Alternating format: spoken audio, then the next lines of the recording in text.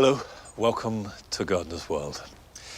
I'm cutting back this lavender, which I really should have done about a month ago. And the reason why I'm cutting it back is not so much to tidy it up, because I quite like the spent flower heads, but to improve ventilation. Lavender doesn't like hanging around in wet conditions. So by taking them off, the wind can get in and it can dry out a lot quicker. And when you cut lavender back, don't cut right back into old wood, because very often it doesn't regenerate. Now, this is the last Gardener's World of this year. But don't worry, we've got a packed 60 minutes ahead of us. On today's programme, Carol is celebrating the perfect planting partners to extend the flowering season deep into autumn. Completing the border are the relics of plants past. And when they're woven together with cobwebs, they create magical pictures. Frances looks back on her exciting first year on her own allotment. I've waited a long time for my allotment, and having my own really has been as fulfilling and exciting as I'd hoped. And I shall be taking stock of the garden and working out what I need to do to prepare it for the coming winter months.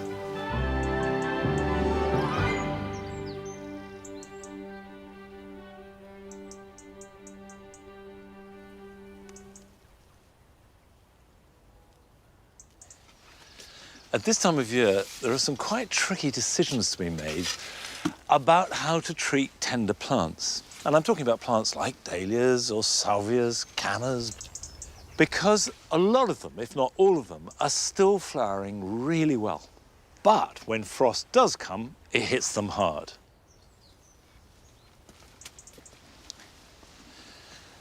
Now, I've got a couple of plants here that react rather differently to inclement weather.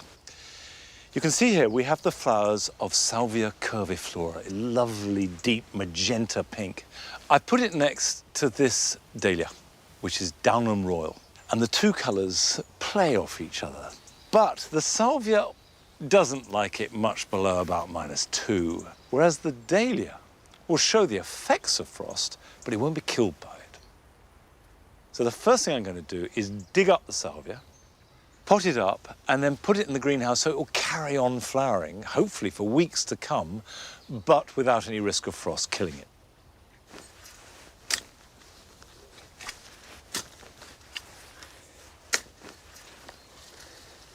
Right, this is where I have to try and do as little damage to the plant and around me.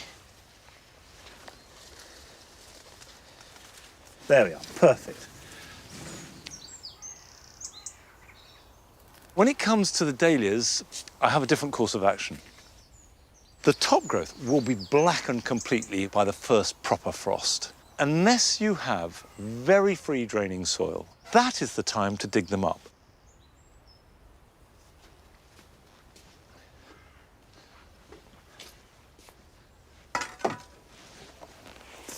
Salvias tend to do better in poorish soil. Feed them too much and you just get lots of foliage and not so many flowers.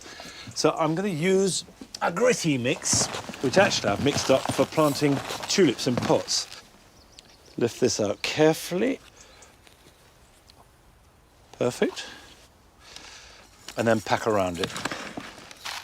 As long as it wants to continue flowering, I will water it and feed it once a week with dilute liquid seaweed.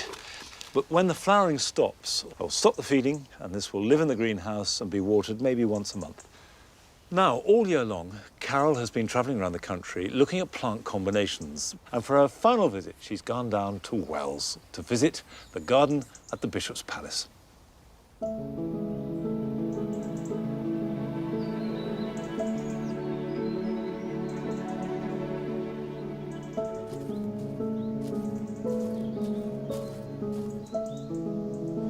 The glory of summer is just a distant memory, but autumn is starting to weave its own special magic, creating the most glorious pictures.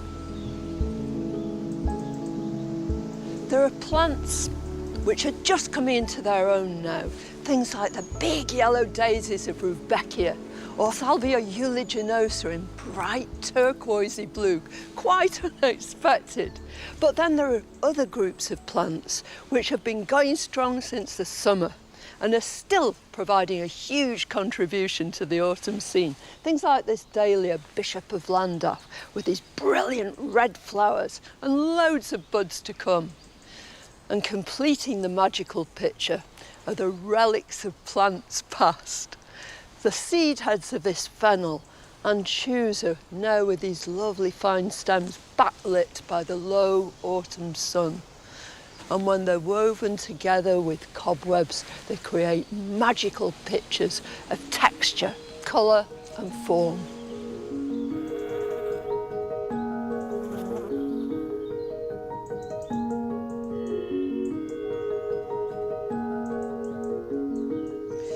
What I love about the planting in this small bed is that it doesn't rely on brilliant colours.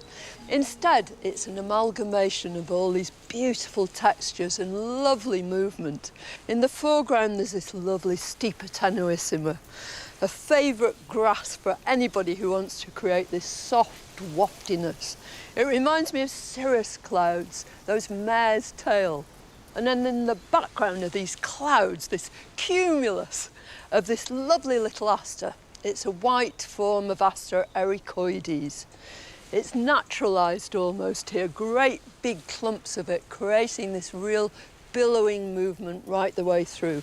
But the plant that really completes the picture is this Artemisia ludoviciana valerifinis, this low-growing plateau of silvery leaves, the perfect foil to the grass and the aster.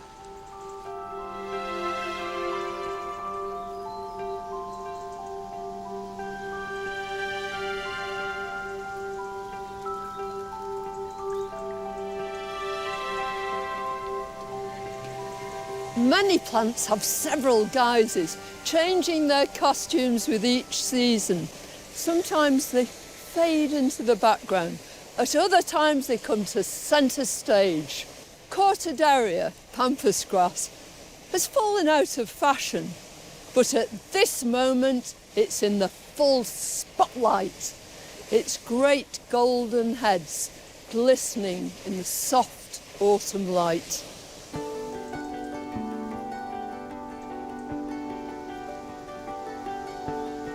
In the summer, Perovskia Blue Spire is a class act, a vision in blue. But now it plays a supporting role as a framework for the bold stars of Aster fricatii Monk.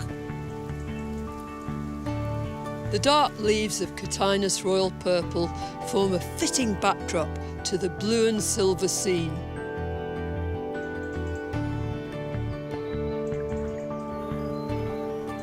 Here, instead of those brilliant hues you associate with autumn reds, oranges and yellows, you've got a medley of pinks. Running through the middle is this lovely aster. This is one of the Novae Belgii, the true Michaelmas daisies. There are also these big splashes of colour. Salvia amistad in the background with big purple flowers and a splash of deep, brilliant pink from this dahlia. It's named after one of the bishops of Wells. It's Bishop Peter Price. It's just what you need in between these pale, soft colours. This is the most spectacular border, and it's made all the more magnificent by the way it's been planted. You've got this rhythm established with these clumps of plants repeated all the way down the border. And that's achieved at this time of the year mainly by using two plants. First of all, the Sedum spectabile. It's the essence of autumn. I've just noticed too that these lovely pink flowers have got the most glorious scent, and it's interspersed with Astrantia. Now this is just straightforward Astrantia major in its species form, and you expect it to be flowering in May, in June, July, but here it's been dead-headed, and it's rewarded them by putting up this whole new show of these bright and brilliant flowers. And I love the way it's been used, side by side with the sedum right the way through. And then little touches like this pale pink salvia. And then, to add a real element of drama to the whole affair, you've got this enormous cardoon, great big heads now of this cyanara. Absolute brilliant piece of planting.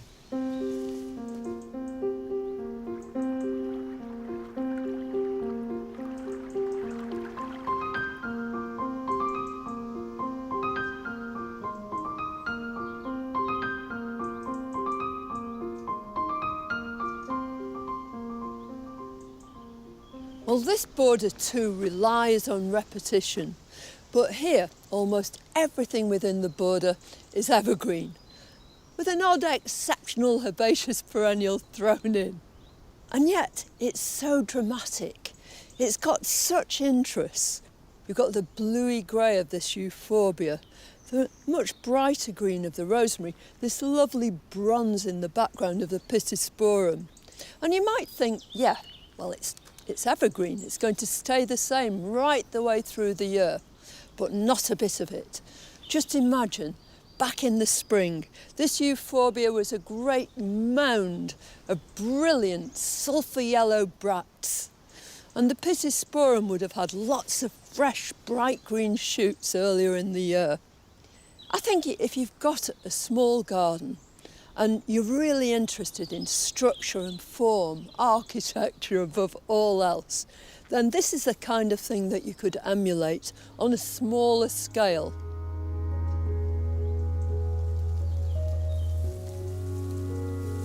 I think everything we've seen, those brilliant herbaceous perennials, this lovely evergreen border with these marvellous structures, positively lush, I think it proves that autumn has just as much to offer as any other season, and it has its own special magic.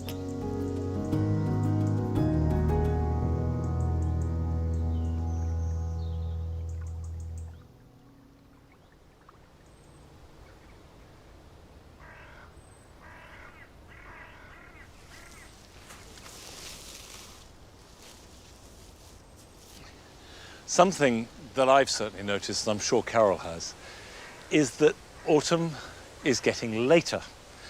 And the autumn flowering season, which used to end round about mid-October, is pushing well into November. That's climate change, and that has happened in my lifetime. And what that means is you can plan your planting and your borders for a really quite lengthy display. Now, I've taken off the netting from these Brussels sprouts. I netted them against cabbage white. We've got quite a lot of whitefly, but don't worry about that. They're not doing much harm and they wash off very easily. And I need to stake these because they are becoming big old plants and they'll get heavier, and I want them to stay in the ground till at least February time. And all you have to do is put a cane in by the side of each plant, like that, put it in good and firm, and then just tie them to it.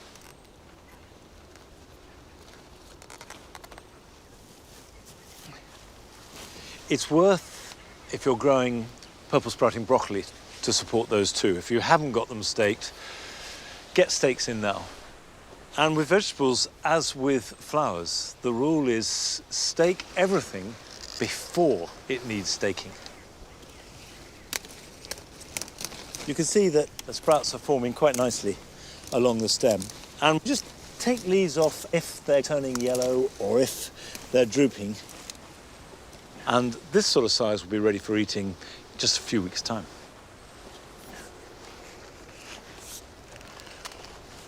Right, it's time to harvest my squashes. These squashes are an onion squash, uchiki kuri. They're Japanese, and I like them for two reasons. One, they're a good size. They're not too big. And also, the flesh is delicious. And if you're growing them flat on the ground, you really do need to think about lifting them up before it gets too wet, because slugs can get at them. And you know they're right because this junction is drying out, and all I have to do is cut that off. Now, handle them carefully. Don't just chuck them into a barrow or a container because they can bruise.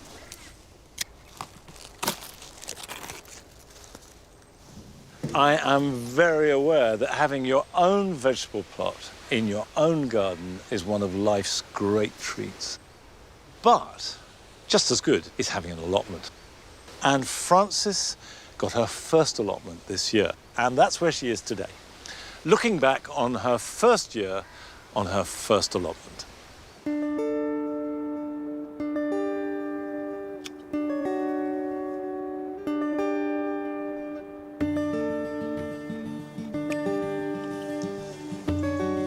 I'm just harvesting my cut flowers, and I got a lot of tips from Helena when I visited her cut flower allotment in London. So following her advice, I'm cutting these first thing in the morning to give them maximum chance of surviving a long time in their vase. I've also taken inspiration from her plot and added loads of extra plants to mine. So I've got some heleniums, liatris, some crocosmia, in the hope that I have loads of different things to choose from for the end of this year, but also more importantly for next year too.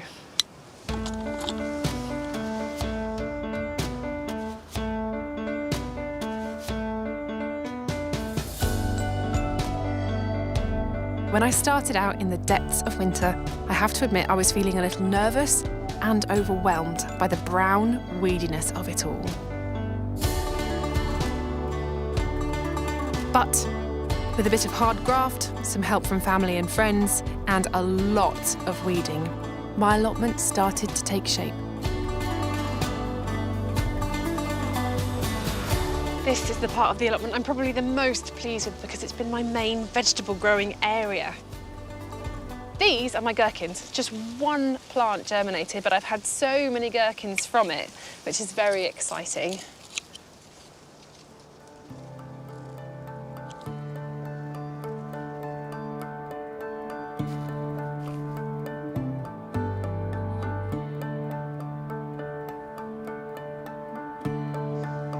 Like many allotmenteers, I've had my fair share of gluts this summer, so I've got so much spinach.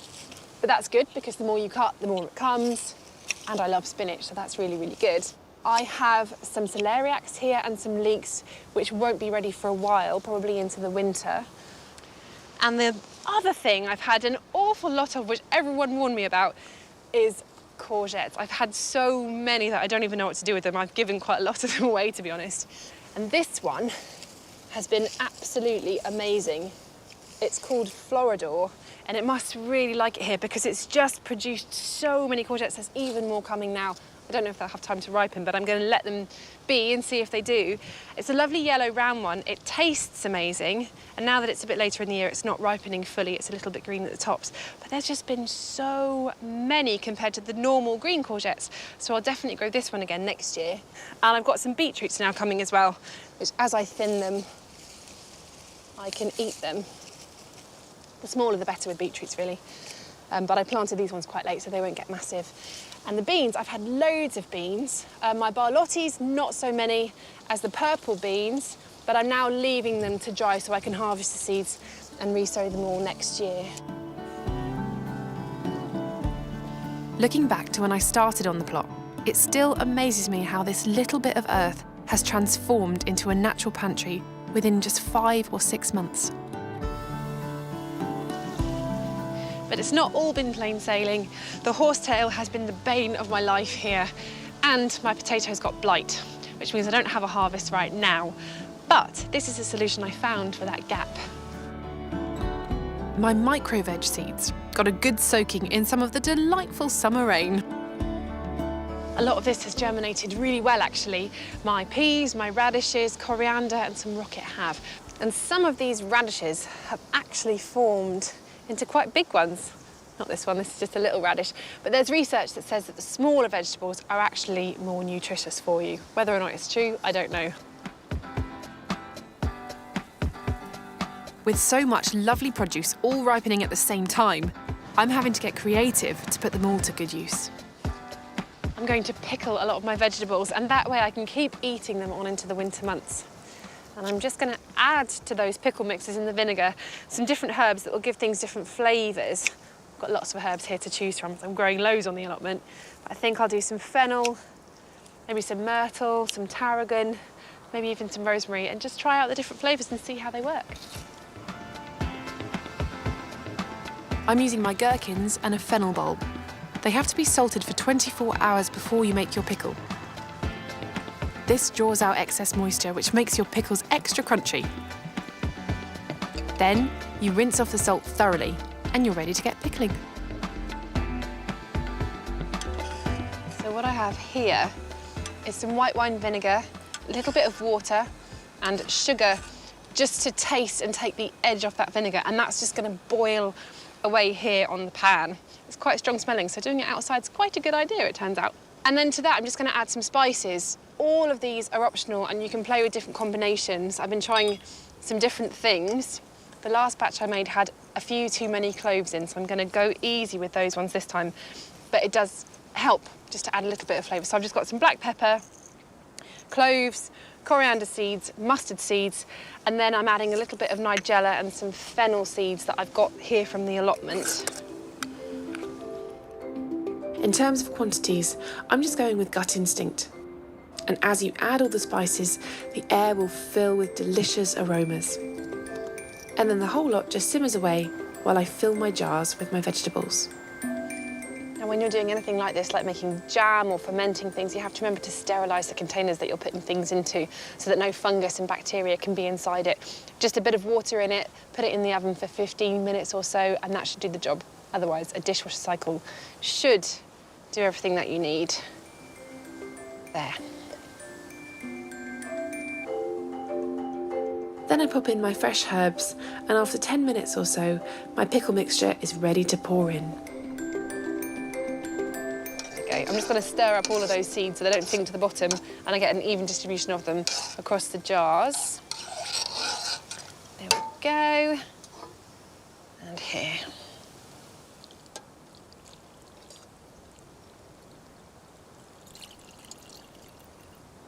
And then put the lid straight on. Don't take them off again for 2 weeks. That's sealed now, so it's pressurised in there. The heat will do that. Let it stew for 2 weeks, keep it out of the light, a nice cool place, and then they'll be ready to eat. And I'll know whether they were successful or not. It's exciting, isn't it? Of course, the work on the allotment doesn't stop over the autumn and winter. And as this is only my first year, there is still so much potential. I've waited a long time for my allotment, and having my own really has been as fulfilling and exciting as I'd hoped, with some blood, sweat and some tears thrown in for good measure. But this doesn't feel like the end. This really feels like the beginning of my allotment adventure.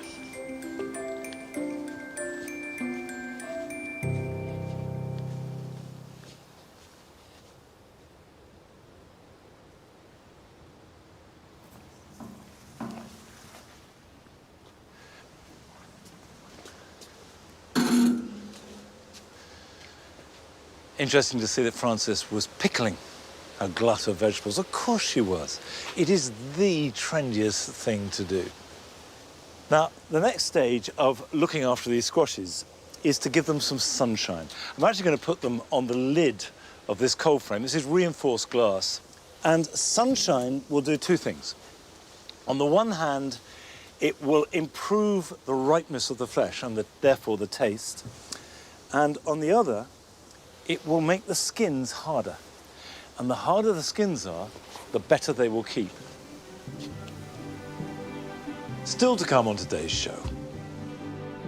Adam is in the Cotswolds, discovering dramatic planting schemes designed to complement some surprising wildlife. It's that unusual. It's even got rhinos feeding on the front paddock. But first, we go back to spring, where Nick is reveling in tulips. Tulips never fail to make an impact. And this spring, 30,000 of them created a dazzling cascade of colours in the gardens at Ford Abbey. This canary-coloured tulip is yellow, purissima. It's part of the Fosteriana group of tulips, and this cultivar is renowned for being particularly resilient to wind, rain and hail in springtime. So it's got a really solid, sturdy stem and fairly strong petals. Now, like all tulips, it will look best planted either in drifts like this, in clusters, or dotted through a bed, so you get that beautiful repetition of colour running all the way through the garden. These are grown in the gardens of this 12th century former Cistercian monastery. Once an established centre of learning, it's here that resident monks grew fruit and veg for their daily diet. Today, it's a celebration of blooms, which are managed by head gardener Joshua Sparks. These swathes of tulips are just extraordinary. How many bulbs have you actually got growing in the garden? Well, we have 30,000 tulips this year, but we've actually planted about 44,000 bulbs in total. One of the things about tulips for me is the enduring quality to them. The fact that they've been grown by us gardeners since, 1600s. All started in Holland with tulip mania. What do you think it is about the tulip that keeps us so hooked? It's good we've moved on from the times when people would mortgage their ships and houses and land for tulips. They're definitely more accessible to everyone now. But I think it's that first real awakening in spring. It's the tulip that starts the roller coaster that is the rest of the garden year. They get people excited, so people want to have the beauty of the tulips and feel like the garden has begun.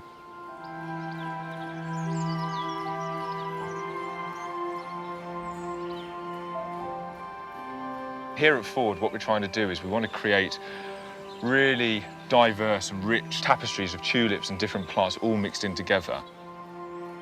Lovely tulips like Negrita, for that really lovely royal purple, Princess Irene for that orange, Black Hero, which are these really dark double black flowers, and then we've intermingled that with Narcissus, white foxgloves, Hesperus, which will come in that later summer months.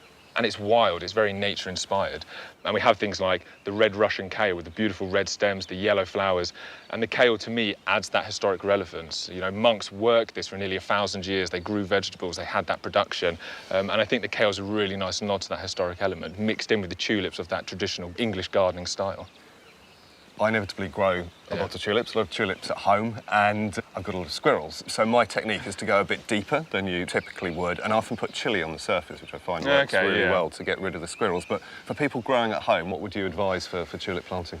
Yeah, no, we have a lot of squirrels, mice, voles, badgers. Every woodland creature you can think of comes out to get our bulbs. I think planting deep is the best method. Planting deep in the autumn, planting deep buries it away from the animals that kind of want to dig them up and eat them, especially as they go into winter. But it also makes them more perennial in the borders. It means that your tulips will last a good 2 to 3 years and you won't have to replant every year. And it allows you to have a bit of a cushion that if you're digging and you don't want to stick in a fork and pull out a load of bulbs, almost like a kebab. And that seems to work really well. But chili flakes, maybe I'll try next year. Yeah, it's worth a shot. Having been awarded a Winston Churchill Fellowship, Joshua travelled across the globe to learn about new and dynamic working practices and improving sustainability in public gardens. He's brought many of those ideas back here to Ford Abbey. If your gardener can produce predominantly most of the material that you need to keep your garden healthy, then you should be doing so.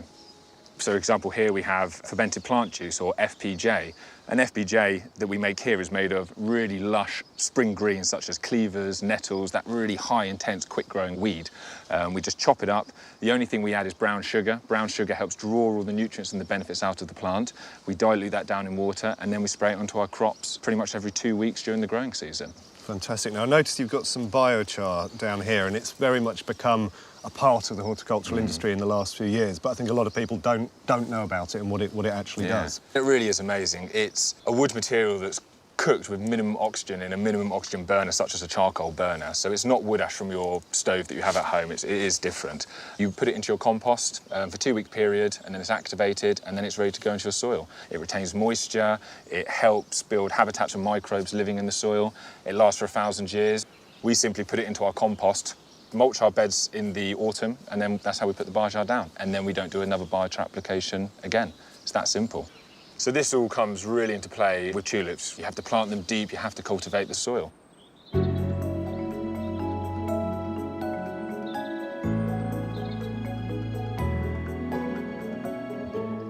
Most of the tulips that we tend to grow in our gardens are usually cultivars. In other words, they're selected forms that have been bred for great colour or great longevity. But of course, they all come from wild parents, and this is one of them. It's Tulipa sylvestris. And sylvestris references woodland, or the fact that it comes from woodland edge, or in fact, meadow environments like this.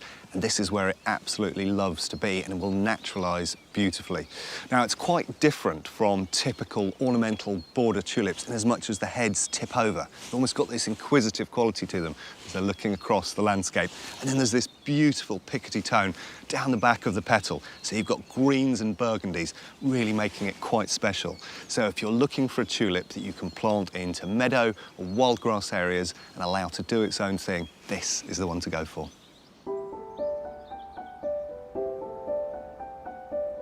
Tulipa peppermint sticks is a form of Clusiana tulip, and so it has 3 pale petals and 3 darker petals, which give it this almost candy stripe. It's very elegant, slim and upright, which makes it perfect for growing in small pots. One of my absolute favourites is this. It's Tulipa ballerina. Now, it's got an award of garden merit from the RHS, which means it's strong and stable and resilient. It's a tulip that's absolutely perfect for growing through beds and borders, through existing perennial and annual plants. It looks absolutely superb.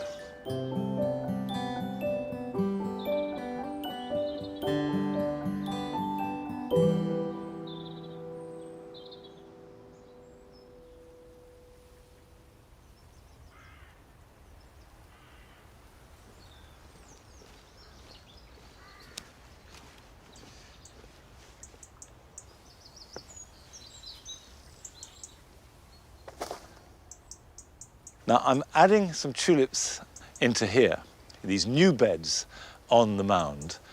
Planting tulips in borders is a job to do any time between now and Christmas. I've got 2 varieties that will interplay. They're both shades of soft lemony yellow. And I'm also going to interplant them with wallflowers, primrose bedder, which is another soft yellow. I have often used this as my tulip planter. It's a lovely crowbar, it weighs a ton. The beauty of it is you can go nice and deep, down to about 8 or 9 inches, and then you can just drop the bulbs into it. This is a variety called Bud Light, a lovely, creamy, soft yellow. Obviously, if you don't have a crowbar, you just need some kind of trowel.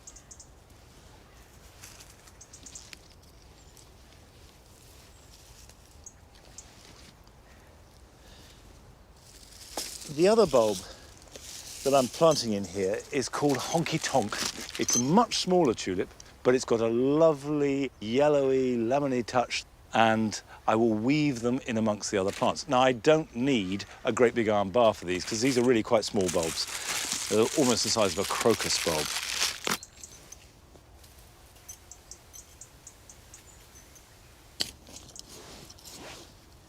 I'm planting these right near the front, because I know that they are really quite small. But I don't know how small they'll be on this soil.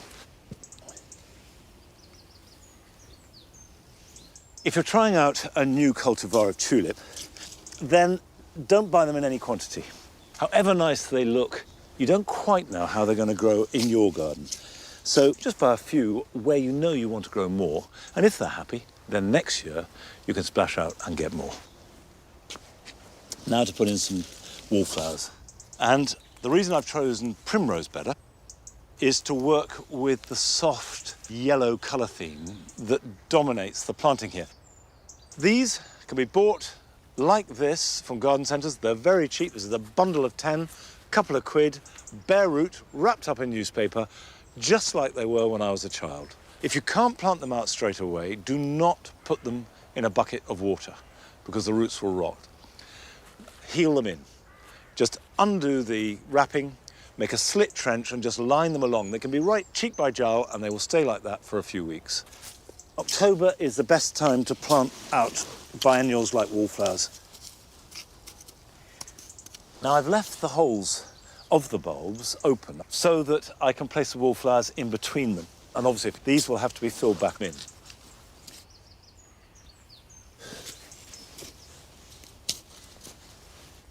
I always love this. It's exciting.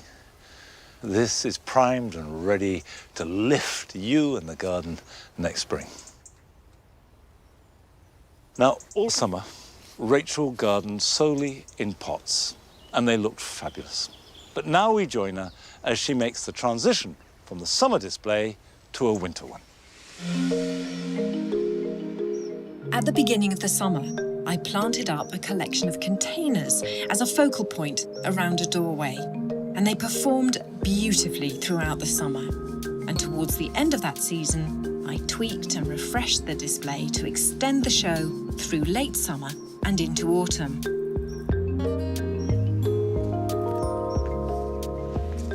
Now, these have really delivered for months now. Fantastic colour, and we've still got things flowering really well. The verbena's still doing its thing. Dahlias as well. Now, they'll flower in this garden really well into November, so I'll leave them and just keep an eye on the weather. And I think what I need to do now is just reassess again. So I'm just snipping off anything that sort of obviously needs to go. But some of these plants I think I'll dig out and put into the garden.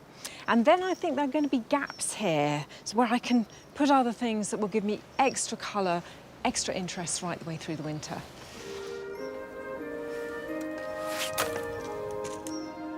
Next, I'll move the things that will stay in their pots for next year, but need protection from winter weather. So the Louisia and the Dianthus, they're okay with cold, but they dislike sitting in wet compost for long periods. While the Pelargoniums need to be protected from frost, so it's off to a cool greenhouse for them. So I'm just thinking now what needs a bit of refreshing. And I bought a couple of shrubs, which I think are going to look fantastic over the winter. So it's just a case of what goes where, and I keep changing my mind. But I think, actually, this pot here definitely needs this Coreopsis to come out. And there's still a bit of cosmos there. I'm going to leave that cosmos for now. And I think this lovely Hypericum, just look at that. These beautiful orange flowers on there. It's called Magical Universe. It's a good one for pots because it stays fairly compact, only gets to about ½ metre. So I think those colours together with that, now look at that. Isn't that stunning? Absolutely beautiful. And for now, the cosmos just picks up on the berries as well, so that's a perfect combination.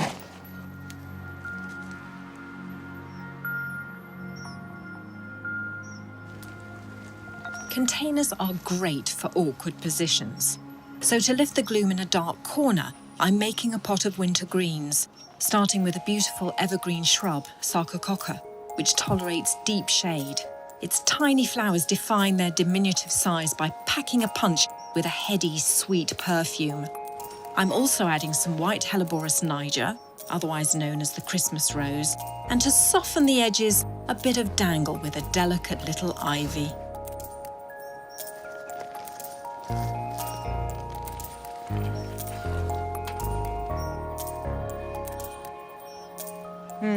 So it seems like, while going through this process, I found some less welcome visitors. There are some vine weevil. The adults nibble leaves during spring and summer, but it's the white grubs that do the most damage in autumn and winter, when they feed on the roots of the plant. You can see them moving around in a pot where I'd had some heucheras and they'd strangely died, and I couldn't explain why. Well, that's the reason why. So it's not too late in the year. If I dash out and if I get some nematodes on them now and just sort of drench the whole lot, then I think that's probably the best approach, because they do work down to temperatures of +5 degrees. So at this time of year, I can just get away with it. But the answer, I think, with them is simply vigilance. You have to keep an eye on things, particularly if you've bought a plant in. Just look at the roots before they go in the pot, and maybe that's not something I did carefully enough earlier on this year.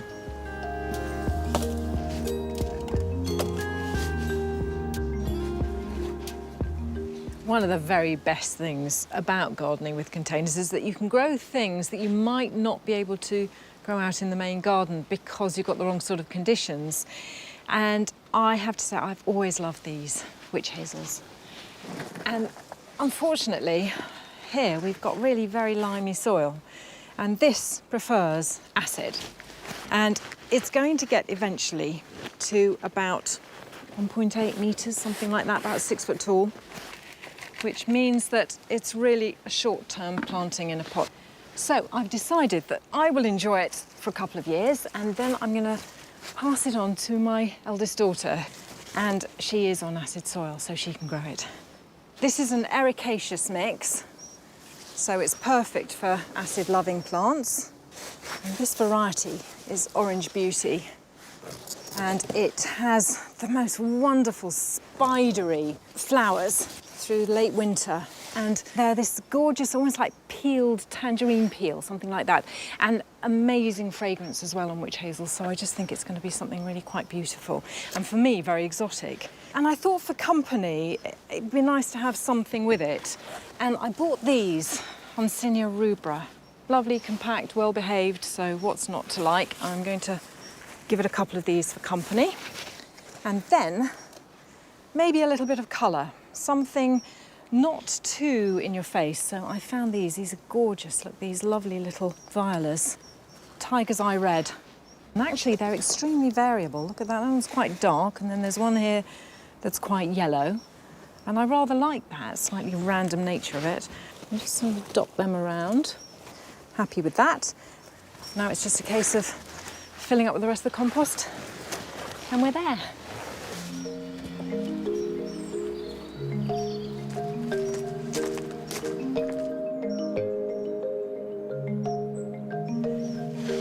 Right, well, I've used the last of that ericaceous compost on these two heathers. They're such romantic plants, very evocative somehow for me. Well, I think that'll do for today. I really feel so glad, actually, that I literally went to pot this year. I mean, these containers have given me such a lot of joy, really. So I hope that what I've done today is to add a little bit of interest as we go forward through the autumn. I think it's going to be a winter to look forward to.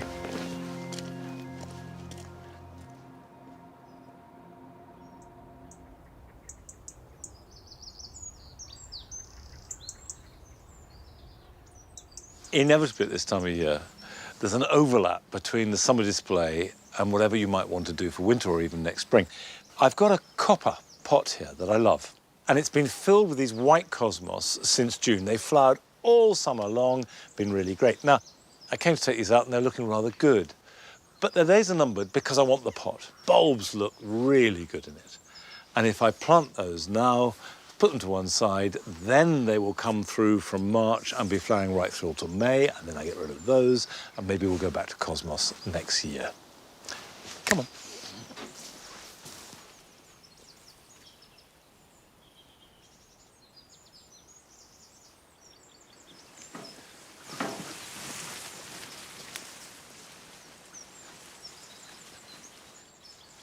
These orchard beds need more work if they're going to look really good at this time of year, but the asters are really starting to take over. This has just happened in the last week or so, and there is no plant, to my mind, more redolent of autumn than an aster.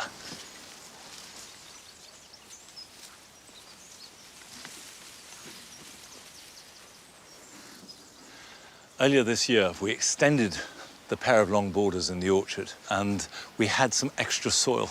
So we mounded it over here and decided that we'd make it into a bed. But actually, what I'm going to do is make a little berry border. Birds, particularly at this time of year, need berries. Now, the first is perhaps the most remarkable of the lot. This is Calicarpa, and it's a variety called Profusion. It has the most extraordinary purpley metallic berries carried in clusters along the stem. And as well as being a really good plant, it has the great virtue of being self-fertile. So it doesn't need another Calicarpa for it to pollinate and to produce these lovely berries. Now, this likes sunshine. Good sunshine means good berries. And then, for the really big set piece, I've got a viburnum. This is a viburnum Eve Price. Now I'm going to bring this back up here. It's got these almost black berries. It's evergreen with pinky white flowers, and it will grow up about twice the size and fill that space. This is Lycisteria. It has extraordinary flowers and berries with these lovely burgundy bracts around them. And as the plant grows and gets more mature, this will be festooned in them. And the great thing about Lycisteria, unlike the other shrubs, this can be cut right back to the ground every year if you want to, and it will regrow and flower on new wood.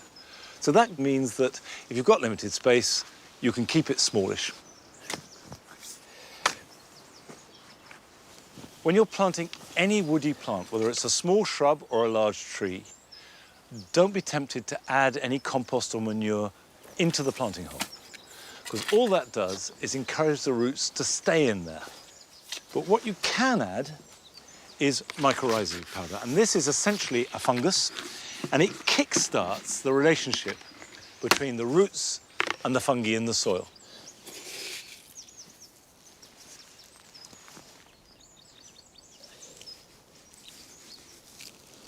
Now, birds choose their berries in colour sequence. Red berries are always the most popular. That's what they go for first. Then they will move on to orangey and yellow berries, and finally, they will go for the really dark ones, the black ones.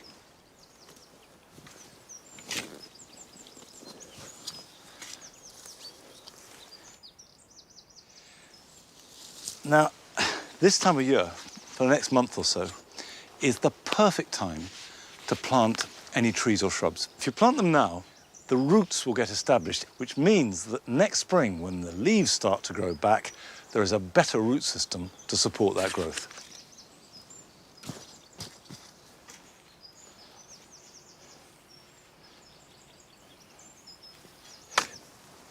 I'm planting 2 Eve Price, although one is much smaller than the other, because this is not self-fertile, and to reliably get berries, you do need another plant.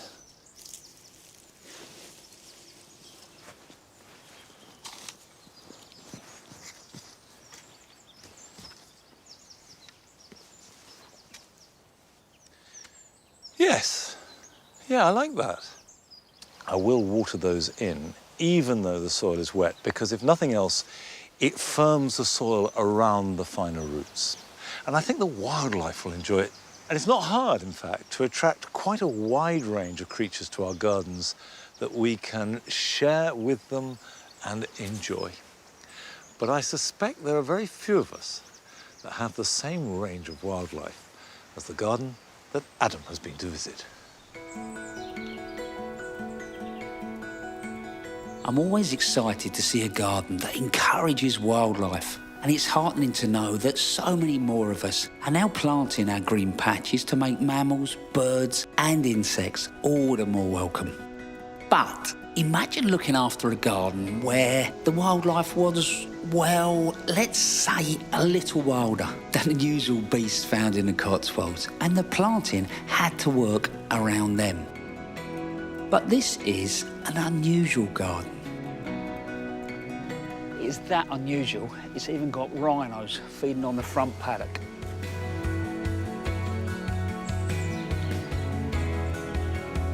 This is Cotswold Wildlife Park, 160 acres given over to animals from all corners of the world. And interwoven with more than 10 acres of equally diverse planting. Head gardener Tim Miles arrived here 21 years ago with the aim of transforming the garden to complement and work with the animals. His favourite exotic planting fills the heart of the garden. What was it like when you arrived? Well, it was reasonably well established, actually, Yeah. as a setup, as a layout. Yeah. Originally, it had been a walled garden, of course. Here we've got an avenue of trees, the remnants of avenue of apple Right. trees down the middle. Yeah. And it would have been vegetables and fruit on the walls and so on. We're very much about theatre with plants. All the plants we grow have to earn their keep with us, really. They have to do something at some point during the year, and that's important. And then putting them together in different ways, theatrically, can hopefully give us a bit of a wow factor and get people noticing the plants and not just looking at the animals all the time. Here, that theatre is achieved with shrubs and perennials, peppered throughout the exotics. But there's more than 2,000 different types of plants in this garden. In meadows, formal herbaceous beds, woodland with tree ferns, and a gardener's dream, the ultimate greenhouse. We really have arrived in the tropics, haven't we? Incredible, Great, isn't it? The tropical house is home to animals and plants, designed to feel like a jungle. Talk about immersive. It's like, I love that. It's brilliant, isn't it? Well, this is actually one of the plants we put in since I've been here, and it's a chestnut vine. But there's two of them in here, and they've just gone all over the place, rather like a liana would in the jungle. And I just think it's great to be involved with this and get to touch it. And, no, you're right. It's great, isn't it? It's funny, I'm sort of trying to keep looking at you, and then a bird will fly past my head. The birds do a great natural job on pest control, apparently. And although they wouldn't work in your average UK conservatory, some of the plants would. We've got some passion flowers in here. Yeah. They're reasonably sort of prunable. Yeah. And the other thing is the bromeliads going onto a smaller scale. Yeah. And a lot of the ferns really enjoy it as well. But it's the humidity as well in here. When we need to get that balance right, we've got some sprinklers on that just give us that little bit of extra humidity. Yeah. It's that constant change between the heat, moisture, heat, moisture. Yeah. It's incredible, isn't it? Oh, hold on. Hello, mate. That's a potteroo, Yeah. so not a rat. So don't No. worry. No, if you've got a rat problem with that pig, you've got a rat problem, haven't you? Growing lots of exotic plants means the animals get to eat food from nearer their natural habitats. And in turn, the animals influence the garden designs. This is the arid garden, inspired by those meerkats. You cannot help but smile when you see one of those. I feel the same about this garden. What I'm enjoying is everywhere you go just holds a slightly different atmosphere.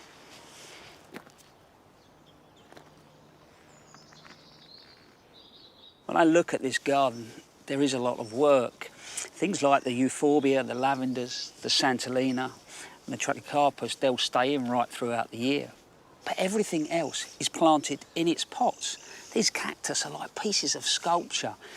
But through the winter, they've got to come out and go back into a greenhouse. There is one more detail for me that really adds to the atmosphere, and it's the gravel. Here, it's just simple Cotswold buff gravel, and you get a very arid feel. But I noticed walking past over there, Tim's used something called clinker that apparently he got from a local sewage plant that was closing down. And ultimately, they use it to filter the sewage. I think he's washed it, don't worry. But over there, it's really dark in colour, and it totally and utterly changes the feel, and you get the sense that it's a whole sort of volcanic vibe going on. It sort of tells you that maybe it's not always about the plants that affect the final atmosphere. It could be the materials you're using around those plants. By the time I reach the huge savanna grass beds by the rhinos, the sun is getting low. And it provides the best view of the day. I go on at home about gardening's about little moments, and my lot just think I'm barking. I think they really do. And this is an example. The grass, they're really coming alive as the sun goes down. You look at the back there, you've got miscanthus, and then in front of it, you've got that wonderful stipe. Those oats are really starting to shine. Interesting, in the front here, you've got a sea buckthorn, which I think, as matures, it will give a wonderful contrast to those verticals. And the last little thing are these buttons. They are tiny, rich, and ruby. This is Sanguisorba. But that definitely is one of those moments.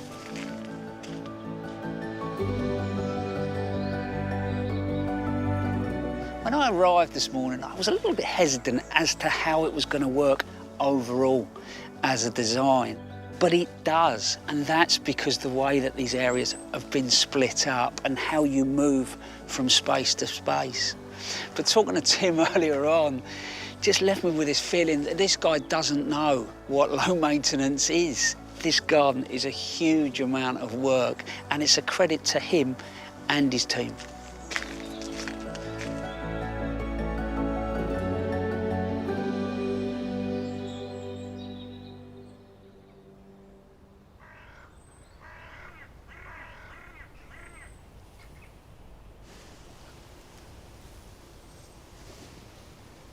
Now is a really good time to plant out wildflower plugs.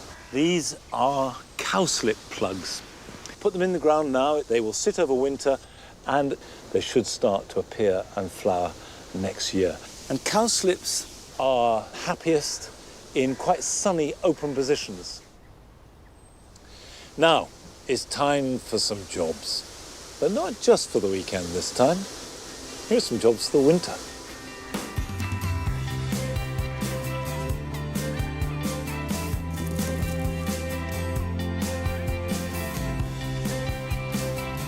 If you pot up paper white daffodils now, they will be ready for flowering indoors at Christmas time. I'm choosing a variety called Ziva, which is full of flower. Use a fairly deep pot, put in the bulbs, and then cover them up with at least 2 inches more compost. Water them and put them aside so they're protected. In about 6 weeks' time, the shoots will appear, and then bring them indoors to a sunny, warm windowsill, and they'll start flowering a few weeks after that.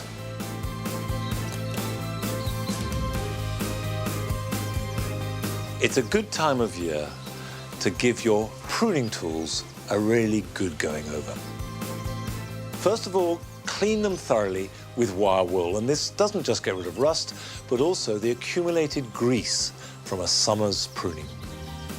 Then sharpen them to a really good edge, and I like to use either a sharpening file or a whetstone. Finally, when they're good and sharp, give them a coating of oil, and camellia oil is particularly good for this. Now they're ready for action.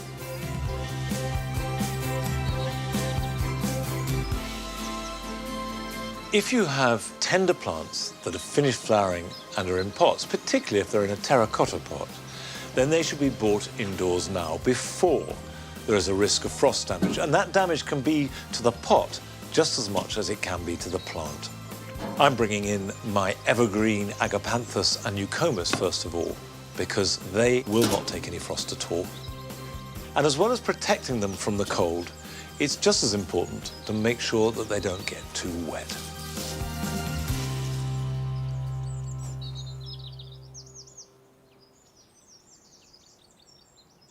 Well, I'm afraid that's it, and not just for today, but for this year. This is the last programme in the series. And I think it's been a really good gardening year. I know it hasn't been a scorching hot summer, but the gardeners loved it, from early spring right through till now. Now, I hope you have a break over winter. Look after your gardens, look after yourselves. And I'll see you back here at Longmeadow next spring. So until then, bye-bye.